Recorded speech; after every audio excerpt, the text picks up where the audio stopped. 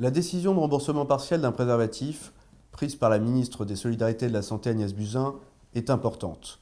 Tous les moyens de prévention sont désormais pris en charge et c'est un signal très positif. Mais encore faut-il que le préservatif soit bien prescrit et bien utilisé.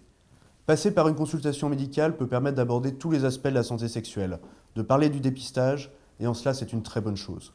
À condition que les médecins généralistes soient bien formés, car on voit que certains ignorent encore les avancées thérapeutiques, telles que la PrEP par exemple, qui fait pourtant partie de la prévention diversifiée, et à condition aussi que l'accueil des personnes, dans la diversité de leur sexualité, se déroule bien, ce qui n'est pas toujours le cas aujourd'hui.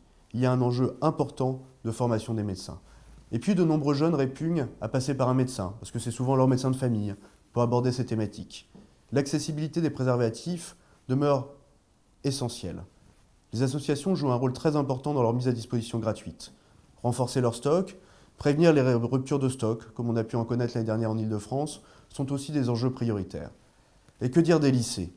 En Île-de-France, la région vient de faire un état des lieux des distributeurs de préservatifs dans la région, aux résultats très contrastés.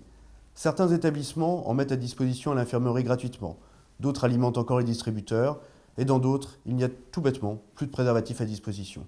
Ne serait-il pas temps d'avoir une politique homogène de mise à disposition des préservatifs dans les lycées, à l'échelle de la région, à l'échelle de la nation, et d'avoir le même travail avec les universités?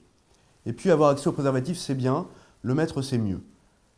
La loi sur les cours d'éducation à la sexualité en milieu scolaire n'est aujourd'hui pas totalement appliquée.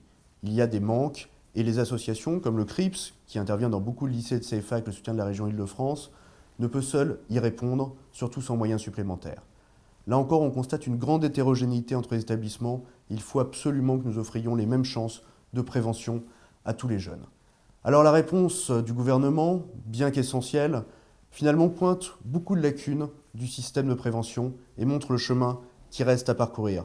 L'accès aux préservatifs, c'est qu'un des enjeux dans la réponse au VIH. Il y a bien sûr tout ce qui concerne le dépistage.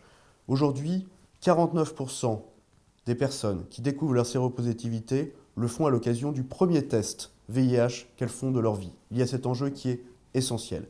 Et puis il y a tous les enjeux qui sont liés de lutte contre la discrimination, qui sont des obstacles aux freins. Qu'il s'agisse de lutter contre les violences sexistes, qu'il s'agisse de lutter contre les LGBT-phobies, qu'il s'agisse de lutter contre le racisme, nous avons encore beaucoup à faire. C'est cette approche globale que nous devons mettre en œuvre si nous voulons vraiment faire reculer le VIH-Sida. Alors agir sur le préservatif, oui c'est bien, c'était une des revendications des associations. Maintenant il reste toutes les autres revendications à prendre en compte si nous voulons vraiment faire la différence.